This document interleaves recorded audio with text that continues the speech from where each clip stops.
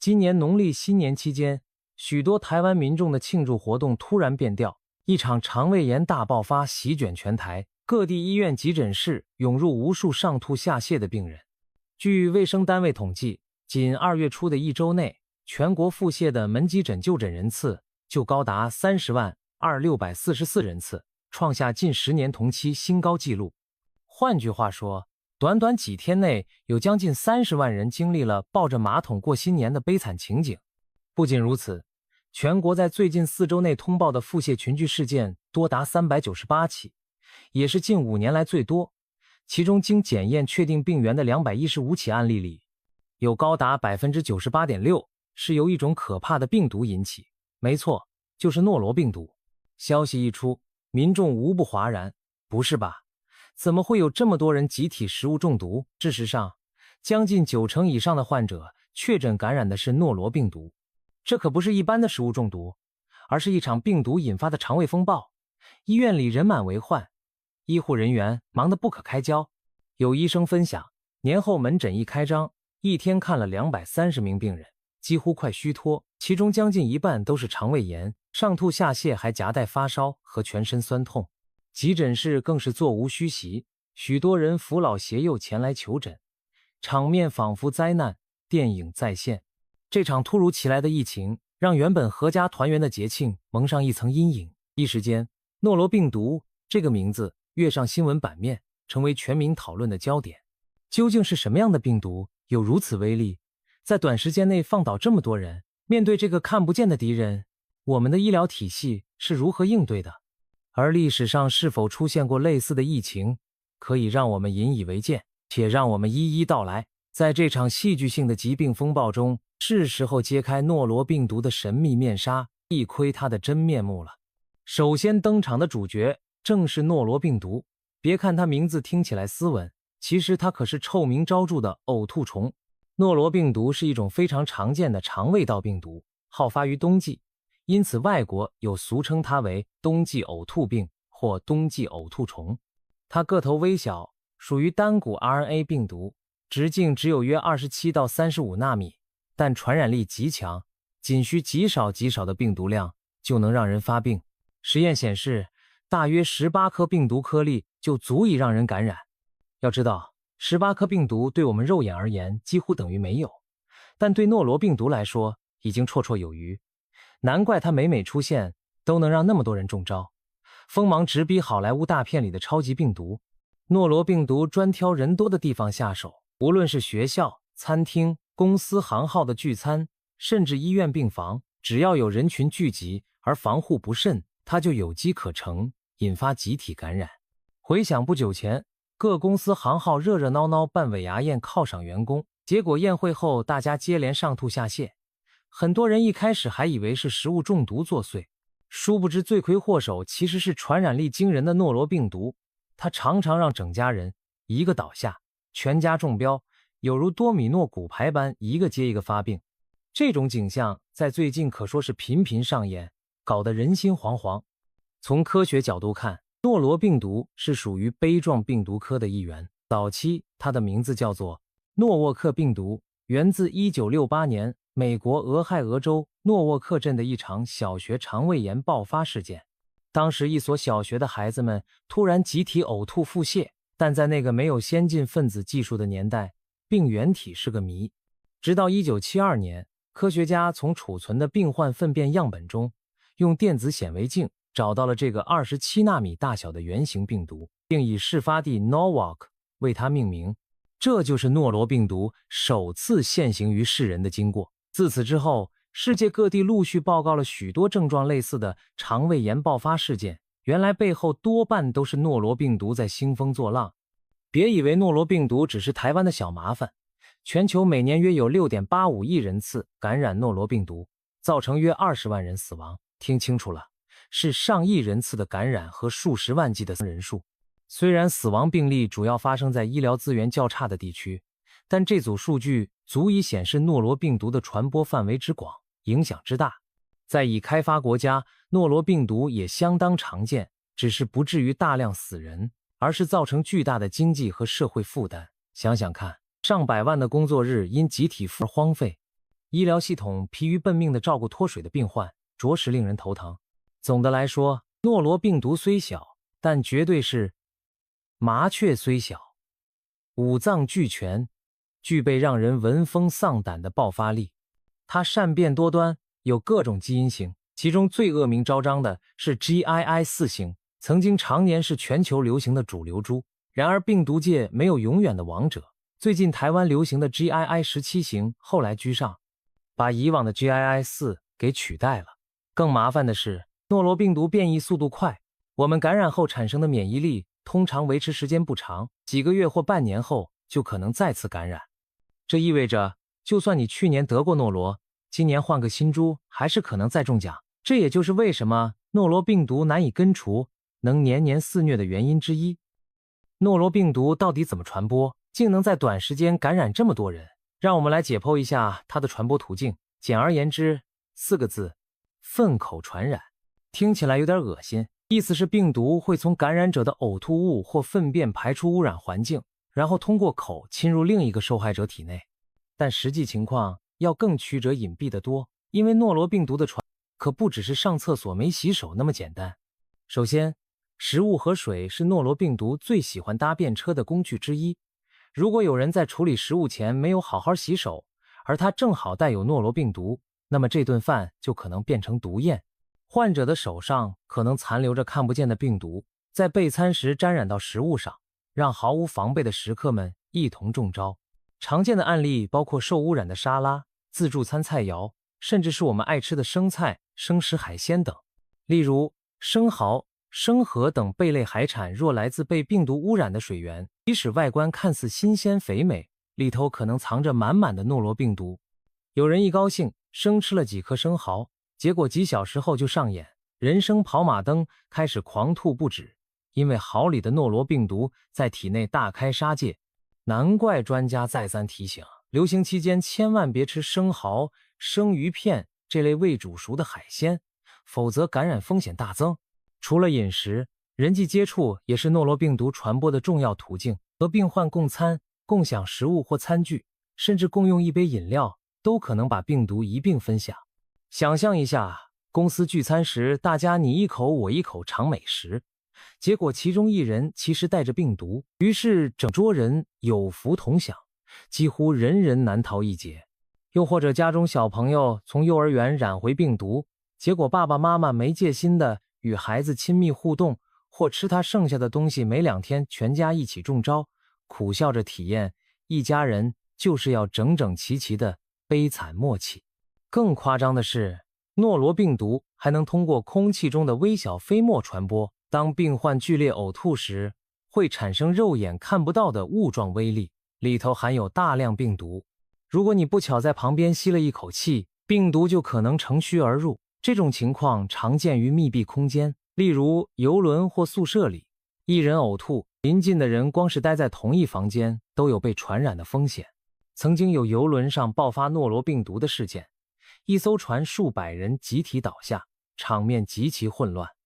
罪魁祸首就是这种呕吐喷雾传播。最后，别忽略了物体表面的传播。诺罗病毒在环境中的存活力比一般病毒还强，能在各种物品表面坚持好几天不死。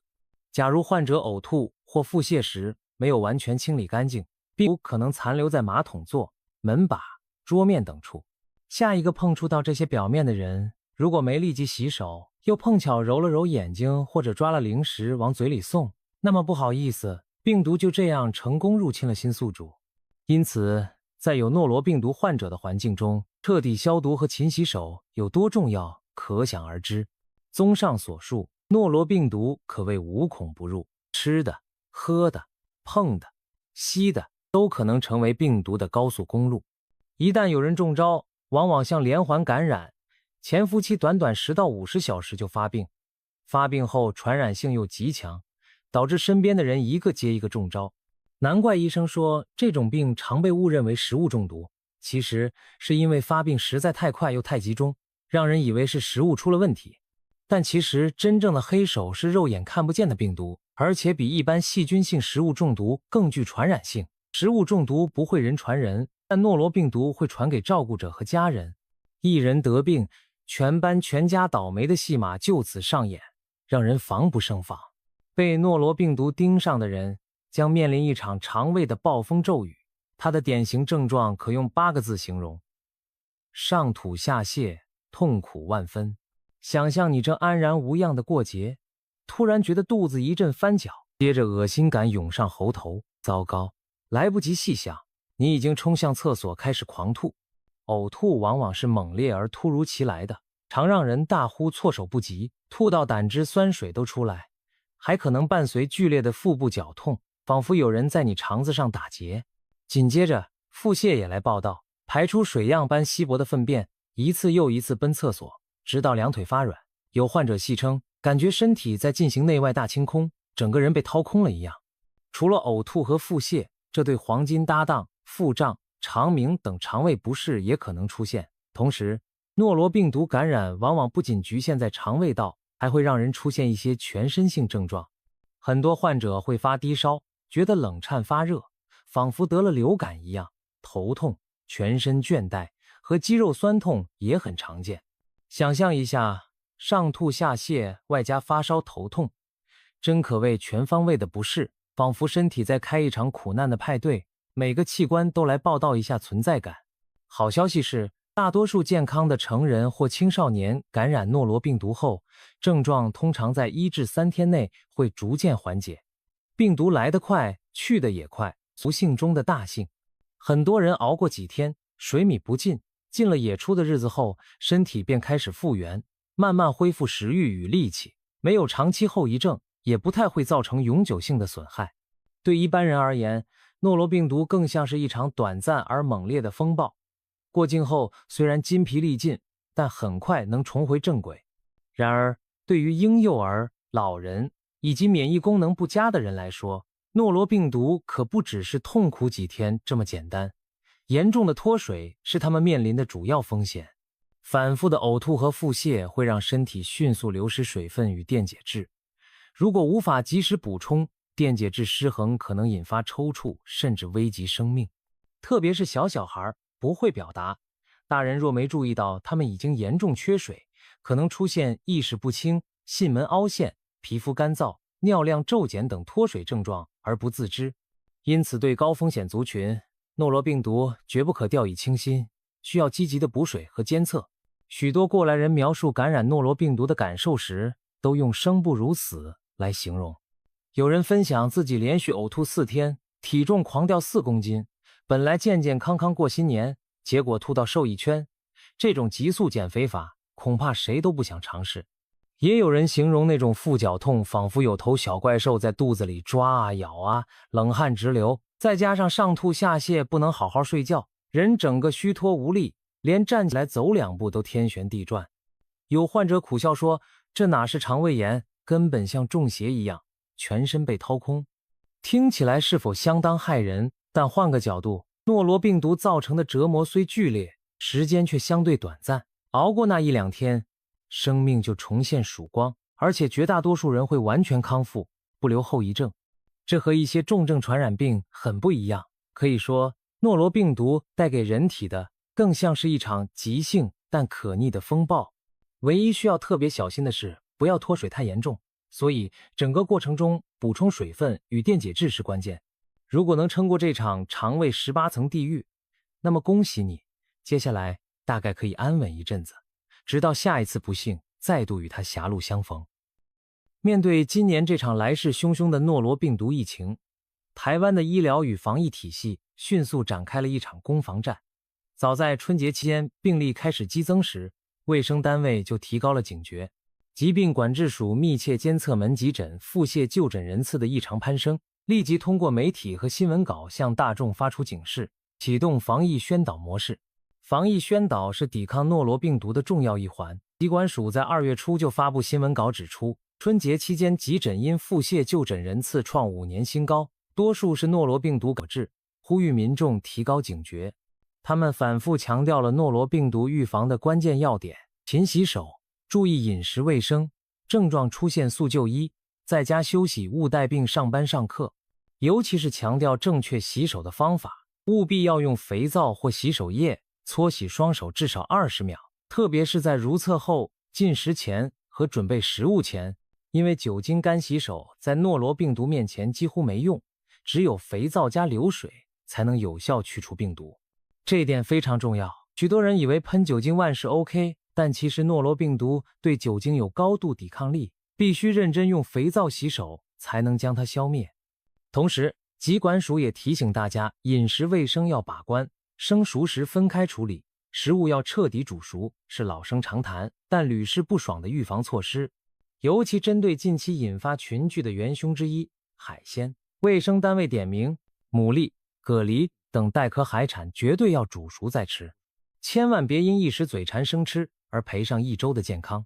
有了这次教训，想必很多人暂时对生蚝、生鱼片敬而远之。餐饮业者也被要求加强环境消毒与员工卫生管理，餐厅厨房必须落实清洁消毒，每日用稀释漂白水擦拭工作台面、餐具和地板，因为漂白水是对付诺罗病毒最有效的武器之一。而且，厨工或服务人员若出现呕吐、腹泻症状，应立即停止工作，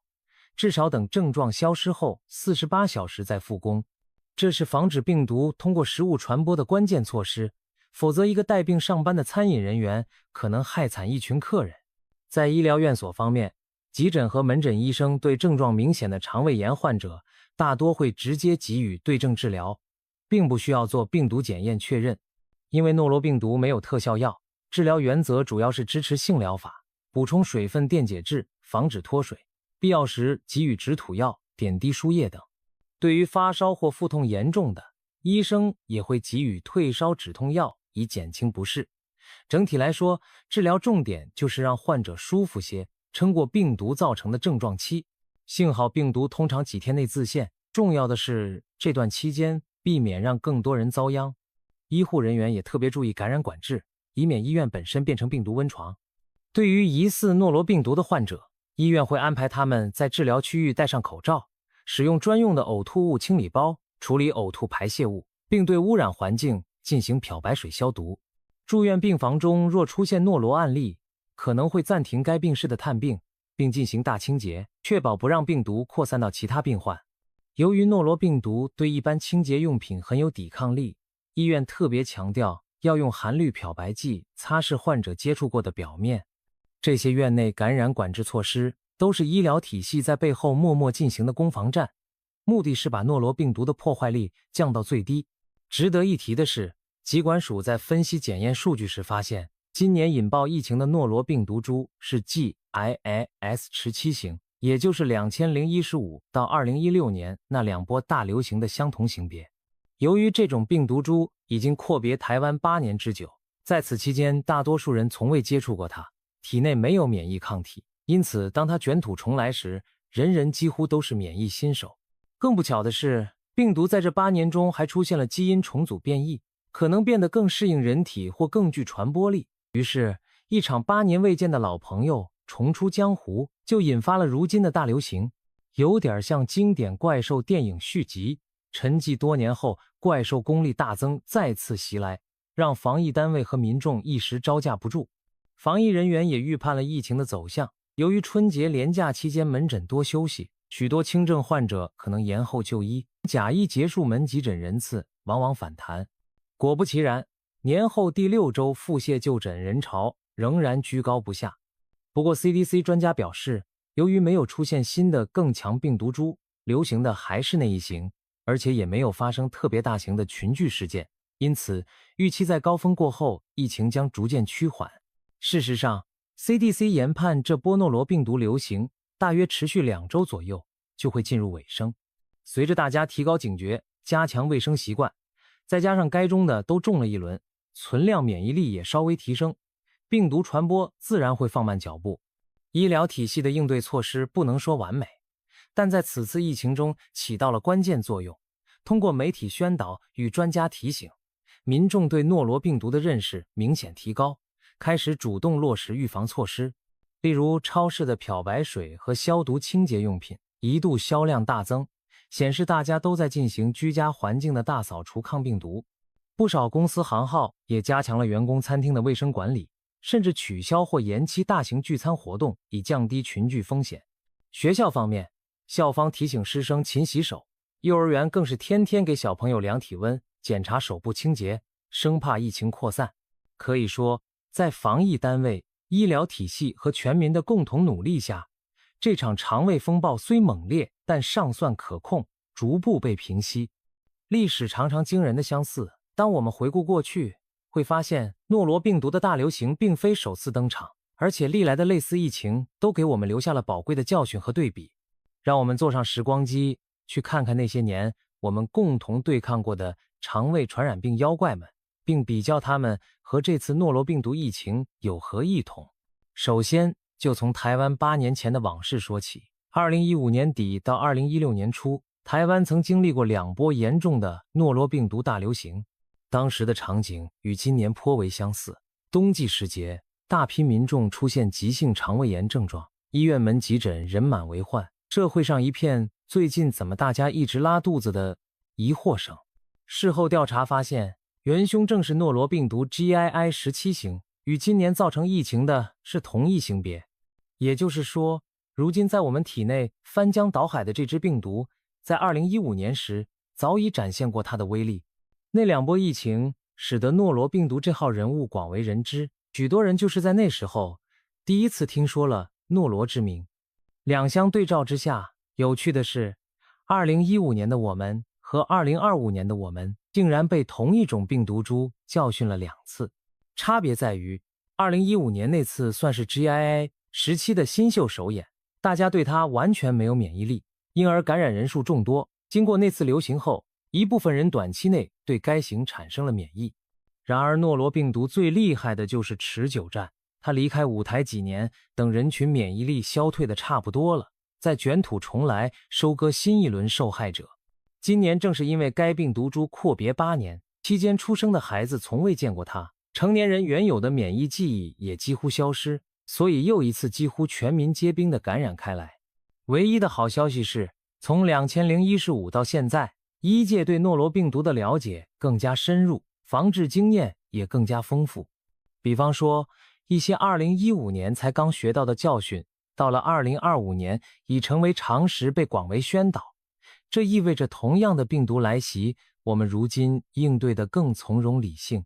果然，虽然今年病例数惊人，但并没有爆发失控的社区灾难。大家在专家提醒下迅速采取行动，使疫情得以在几周内受到控制。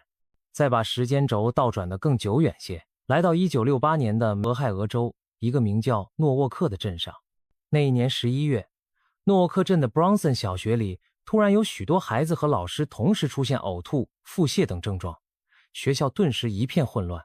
在当时，医生们对于造成肠胃炎的元凶还所知有限，只能采集病患的便样试图培养细菌。然而奇怪的是，培养并未发现可疑细菌。这场小学里的迷之瘟疫让人百思不解。美国疾控中心的流行病学调查人员介入调查，尽管推测这可能是病毒所致，但限于当年的技术也无法确认。转眼到了1972年，科学技术有了突破性的进展。研究人员翻出当年诺沃克小学疫情保存的病人便检样本，用新发明的电子显微镜进行观察。令人激动的一幕出现了，在粪便样本中，他们发现了无数颗直径约27纳米、形态呈小而圆的病毒粒子。终于，这场4年前的不明肠胃炎找到了真凶。一颗颗圆滚滚的病毒映入眼帘时，也标志着人类首次发现诺罗病毒。研究者把它命名为诺沃克病毒，以纪念这场疫情发生地。可以说，诺沃克镇的小学疫情成了病毒学史上的一个里程碑事件。它是人类科学家首度鉴定出导致急性肠胃炎的病毒。随后，科学家陆续发现了更多类似的病毒，并将它们归类于诺沃克样病毒。今天我们对诺罗病毒的认识，正是建立在这些先驱性的发现基础上。把1968年的诺沃克事件与2025年的台湾疫情相比，我们可以发现几个明显的不同点。首先是检验技术的进步。当年那场疫情，科学家花了4年才确定病源，如今我们只需几天甚至几小时就能用 PCR 找到病毒的 RNA 序列并加以确认。2025年这波疫情疾管署能快速告诉大家流行株是 GII 17型，这在半个世纪前是难以想象的神速。其次是资讯传播与防疫观念的差异。1968年，美国的家长们恐怕压根儿没听过诺沃克病毒，也不知道如何预防，只能眼睁睁看着孩子们一个个倒下。而今天的我们，通过媒体、网络很快就能知道发生了什么事，该怎么应对。我们懂得了勤洗手、消毒、补水等等措施，这都是现代防疫观念带来的成果。最后是疫情规模与致死率的不同。诺沃克镇那次虽让许多学生病倒，但好在并未传播到更大范围，当地很快控制住了。而2025年台湾诺罗病毒则蔓延全国，不过由于现代医疗发达，重症者能及时治疗，所以几乎没有人因这次疫情丧命，主要是造成人心惶惶和经济损失。死亡率的降低恰恰体现了医学进步。诺罗病毒本身的毒力也许没减，但我们救治能力和预防水准上升了，这就是最大的不同。谈到肠胃传染病的历史，不得不提及霍乱这个名字。虽然霍乱是细菌引起的，而非病毒，但它和诺罗病毒在传播途径和症状表现上有许多相似之处，同时在严重程度上又有天壤之别，因此拿来比较颇具意义。把时钟拨回19世纪，那是人类与霍乱反复搏斗的一段血泪史。霍乱通过受污染的水和食物传播，会引起剧烈的腹泻、呕吐，患者短时间内因脱水而死亡的比比皆是。19世纪发生了数次霍乱，全球大流行，夺走了数以百万计的生命。其中1854年伦敦的霍乱爆发，因一位名叫约翰雪的医生而载入史册。那一年，在伦敦市中心苏活区，一场霍乱疫情迅速夺去了超过600条人命。当时的人们以为霍乱是由瘴气引起，但约翰雪敏锐地发现，患者多集中在一座特定的公共水井——百老汇街的水泵附近。他大胆推论是水源受污染所致，说服当局移除了那口水泵的手柄，结果疫情奇迹般平息了。这是防疫史上的传奇，通过流行病学调查和果断行动控制了瘟疫，而那时还不知道病原体是霍乱弧菌。后来的研究证实，确实是那口井水受到一户霍乱病人家庭的粪便污染，才引发了整个社区的浩劫。将霍乱与诺罗病毒相比，我们可以看到不少相似点和相异处。相似的是，两者都主要经由污染的饮食传播，患者都会出现严重腹泻、呕吐，必须警惕脱水。而且，良好的卫生措施对控制它们都至关重要。干净的水源、食物、卫生和个人清洁可以大幅减少它们的传播。然而，不同之处也十分明显。霍乱的致死率远高于诺罗病毒，一旦感染霍乱而得不到治疗，死亡率可高达数十%，因为患者可能在几小时内脱水休克而亡。相比之下，诺罗病毒虽然难受，但对于健康成人极少致命。全球约20万年死例，主要集中在医疗不足地区的婴幼儿。再者，霍乱可用抗生素治疗，且有有效的口服疫苗，但诺罗病毒目前尚无专门的抗病毒药和上市疫苗，只能靠支持疗法和预防措施。可以说，霍乱这位肠胃病魔祖师爷，经过2个世纪的人类奋战，威力已大大削弱。而诺罗病毒这位后起之秀，虽然不太致命，却依然频频让现代人上演水土不服的戏码。在已开发国家还能兴风作浪，这从侧面提醒我们，医学的进步虽然战胜了一些传统瘟疫，比如霍乱，但也有许多新挑战，如诺罗病毒，需要我们持续投入研究和防治。提到肠胃道病毒，不能不提轮状病毒，这可是曾经婴幼儿腹泻的头号杀手。轮状病毒和诺罗病毒一样，会引起呕吐与腹泻。不同的，它专挑婴幼儿下手，成人较少重症。过去，每年全球有数十万5岁以下幼童死于轮状病毒脱水，被誉为婴幼儿杀手。所幸，人类在2006年研发出有效的轮状病毒疫苗。大规模接种后，全球幼儿因轮状病毒死亡的人数大幅下降，这是一个成功对抗肠胃病毒的案例。相比之下，诺罗病毒因为型别多变，成人也会感染，免疫不持久等因素，疫苗研发困难得多，目前仍没有上市的人用疫苗。不过，科学家并未放弃，仍在积极研发诺罗病毒的疫苗和抗病毒药物。如果有朝一日我们也能接种诺罗疫苗，也许冬季上吐下泻的噩梦将成为历史。轮状病毒和诺罗病毒在症状上类似，但也有有趣的差别。轮状病毒感染幼儿时呕吐常较剧烈，这点跟诺罗有点像，但轮状病毒腹泻通常持续时间更长，脱水风险更高。但得过轮状病毒的孩童往往会产生较持久的免疫，下次再感染症状就轻微甚至不发病。而诺罗病毒即使感染过，过几个月碰到不同株还是可能再来一次。这也难怪，一个有疫苗，一个没有，两者结局大不相同。轮状病毒在许多国家已不再是头痛问题，诺罗病毒却依然每年固定来刷存在感。纵观历史上这些类似的流行病案例，我们可以发现一条主线：人类社会的进步和科学的发展大幅降低了肠胃传染病对我们的威胁。19世纪的霍乱令人闻风丧胆，如今已可防可治。曾经夺去无数幼童生命的轮状病毒，现在被疫苗驾驭。而诺罗病毒虽然尚未有终极对策，但我们至少知道如何降低它的伤害，把它从致命灾难降级为一场令人讨厌的集体不适。每一次疫情都是一场考验，也是一堂课。我们从霍乱学会了供水卫生的重要，从轮状病毒学会了疫苗的价值，从2015年的诺罗流行学会了预防的诀窍。这些经验累积起来，正是我们今天能相对冷静应对诺罗疫情的底气所在。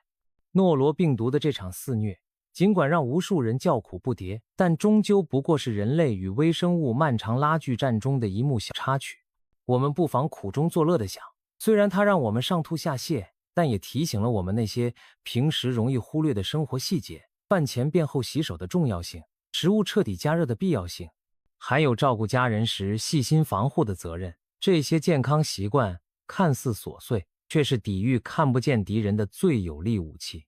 对普通大众而言，诺罗病毒并不可怕，只要掌握正确的知识和步骤，我们大可以避免成为他的手下败将。记住那些专家们耳提面命的叮咛吧：勤洗手，肥皂加清水，认真搓满20秒，不生食，不生饮，任何食材都煮熟再吃，尤其是海鲜。注意环境卫生，餐具砧板生熟分开，厨房表面定期消毒，还有自我防护。家中有人呕吐腹泻时，处理呕吐物要戴手套口罩，用漂白水彻底清洁。这些招式看似平平无奇，却是对付诺罗这种没有药医、没有疫苗的病毒的不二法门。正所谓魔高一尺，道高一丈，病毒再厉害，也敌不过人类积累的智慧和经验。当然，最重要的是保持一颗乐观幽默的心，毕竟人生在世，难免会遇上几回上吐下泻的窘境。与其怨天尤人，不如在康复后把它当成一段茶余饭后的趣谈。试想多年后和朋友聊天时，你可以笑着说：还记得2025年那次吗？全台一起抢马桶，真是哭笑不得。或许正是这种自嘲的精神，让我们在面对天灾人祸时依然保持韧性。最后，用一句戏谑的口吻作结：诺罗病毒这位不速之客固然讨人厌，但也不是无敌铁金刚。我们已经度过了今年的难关，赢了云淡风轻的日子。未来如果他还想卷土重来，大不了再陪他玩一场肠胃云霄飞车，反正咱们有肥皂、水和乐观当安全带，不怕你翻江倒海。历史告诉我们，每一次流行病的挑战，最终都将成为人类故事的一部分，而我们终将带着智慧与笑容站在胜利的一方。今天的故事就说到这里，希望各位在哈哈一笑之余，也牢记那些保护自己的科学知识，让我们在未来继续自信且幽默地与病毒共舞吧。